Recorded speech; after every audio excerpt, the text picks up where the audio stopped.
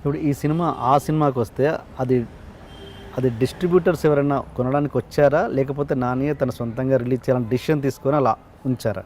లేదండి, అంటే కొంతమంది వచ్చారు, బట్ ప్రతి ఒక్కళ్ళు ఏంటంటే ఇప్పుడు ఎలా ఉంటుందంటే మార్కెట్ అంటాం కదా. సో ప్రీవియస్గా ఇలాంటి సినిమా ఏమొచ్చింది, అది ఎంత చేసింది, సో ఈ సినిమాకి మనం ఎంత కొనొచ్చు అన్న ఒక క్యాలిక్యులేషన్ ఉంటుంది. అవును. సో బట్ ఆ విషయానికి వచ్చేటప్పటికి ప్రీవియస్గా ఇలాంటి సినిమా ఏం రాలేదు. సో ఒక హీరో ఉన్నాడు, హీరో మార్కెట్ లేదు. సో ఓకే, ఒక ఫీమేల్ ఓరియంటెడా అంటే కాదు. ఒక డైరెక్టర్కి మార్కెట్ ఉందా అంటే అది లేదు. సో ఇలాంటి సినిమా అంతకుముందు ఏమైనా వచ్చిందా అంటే రాలేదు. సో ఆ డిస్ట్రిబ్యూటర్స్ ఈ సినిమా రేంజ్ని జడ్జ్ చేయలేకపోయారు బేసికల్గా. ఓన్లీ నాని గారు could see the range of the film అనమాట. సో హీ థాట్ ఇంత రిస్క్ చేశాం కదా, might as well do the full risk అని చెప్పి ధైర్యం చేశారు బేసికల్గా. Okay okay. అంటే ఇది అంటే నాని ఒకవేళ సపోజ్ ఈ సినిమా నాని తీసుకోపోయి ఉంటే రైట్, ఏంటి కాస్టింగ్ ఏదై ఉండేది? అదే సేమ్ నాని గారుని నేను మీట్ అవ్వక ముందే నేను కాజల్ గారిని కలిశానండి, రవితేజ గారిని కలిశాను. నిత్య గారిని నేను ఆల్రెడీ ఫోన్లో మాట్లాడేసి ఉన్నాను. రెజీనా గారు వీళ్ళందరూ కూడా నాకు ముందే వీళ్ళందరూ పరిచయం ఉందన్నమాట అండి. తను కాకపోయినా వాళ్ళే ఉండేవారు. బట్ శాంప్లింగ్ వేరేలా ఉండేది. అంటే నాని గారు ప్రొడ్యూసర్ అన్నప్పుడు ఒక శాంప్లింగ్ ఉంటుంది కదా, ఆడియన్స్ థియేటర్కి వచ్చేటప్పుడు ఒక ఎక్స్పెక్టేషన్స్ కానీ, అయితే నాని గారి సినిమా అన్న ఒక పాజిటివిటీ కానీ అవి మేము మిస్ అయ్యేవాళ్ళమేమో. అండ్ డెఫినెట్గా ప్రొడక్షన్ వాల్యూస్ పరంగా కూడా మేము ఇనిషియల్గా అనుకున్న బడ్జెట్ కన్నా నాని గారు వచ్చిన తర్వాత ఆల్మోస్ట్ డబుల్ ట్రిపుల్ అయింది. సో ఆయన చూడగలిగారు అనమాట. Basically he had that vision అనమాట. సో ఈ సినిమా స్కేల్ ఏది ఉండబోతుంది అన్నది.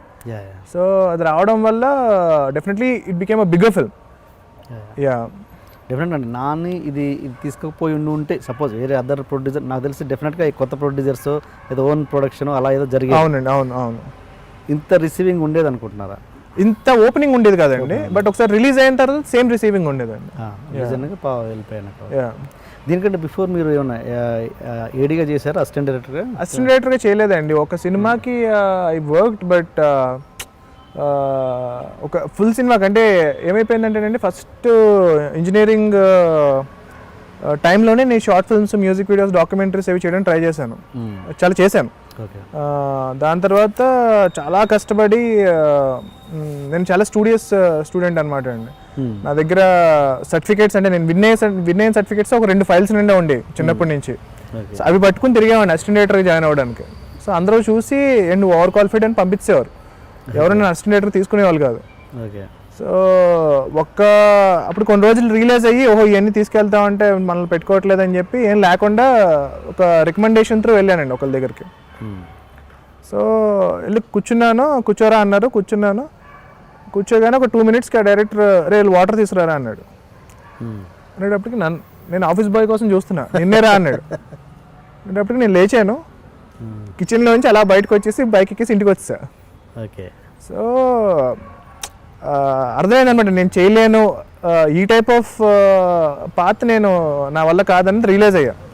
So I chose the other path అనమాట. ఇప్పుడు ఎన్ని రోజుల సంగతి ఈ విషయం? ఇది ఆల్మోస్ట్ 8 to 9 years అయిపోయిందండి.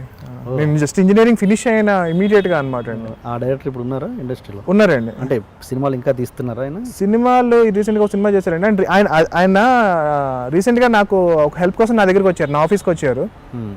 ఆయనకి నేను సేమ్ పర్సన్ అని తెలియదు, నేను చెప్పలేదు.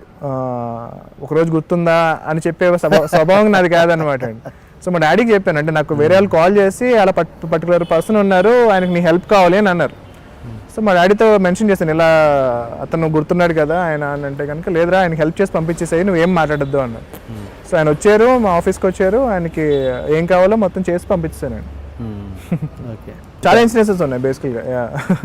ఇంకా ఏడిగా పనికిరావు అన్న వాళ్ళే పిలిచారంటే తర్వాత డెఫినెట్గా అండి అలాంటి ఇన్సిడెన్సెస్ చాలా ఉంటాయి. Once you prove yourself that is very typical అనమాట. Once you have to prove your worth అనమాట అండి. ఒకటి ఇంకో ఎగ్జాంపుల్ లేదన్నమాట. చాలా అండి, అంటే లైక్ ఒకసారి ఒక ఆఫీస్లో వేరే ఒక పెద్ద డైరెక్టర్, ప్రొడ్యూసర్ ఒక ఇద్దరు మాట్లాడుకుంటా ఉంటే నేను పక్కన అక్కడ నుంచున్నాను. ఉంటే కొంచెం డిస్టెన్స్లో నుంచున్నాను. అరే నీకు ఇక్కడ ఏం పని రా, బూతులు మాట్లాడారనమాట. వెళ్ళిపో అనడానికి ఒక మాట అంటాం కదా, అలా అన్నారు. ఓకే. సో తర్వాత అదే పర్సన్ నన్ను నా భుజం మీద చెయ్యేసుకుని మావోడు అని చెప్పుకున్న రోజులు ఉన్నాయన్నమాట. సో ఉంటాయండి, అంటే లైక్ ఇట్స్ ఆల్ గేమ్ అండి బేసికల్గా. అది గేమ్, అది ఇన్సల్ట్గా కూడా ఫీల్ అవ్వక్కర్లేదు, అది ఇండస్ట్రీలో కామన్గా జరిగే విషయాలే కదా. కరెక్టేనండి. అంటే నేను పెరిగిన ఒక వాతావరణానికి అది, అంటే చిన్నప్పటి నుంచి మా డాడీ కూడా ఎప్పుడు నన్ను తిట్టలేదు స్కూల్లో కానీ, ఎప్పుడు నేను ఎవరితో మాట అనిపించుకోలేదు అనమాట.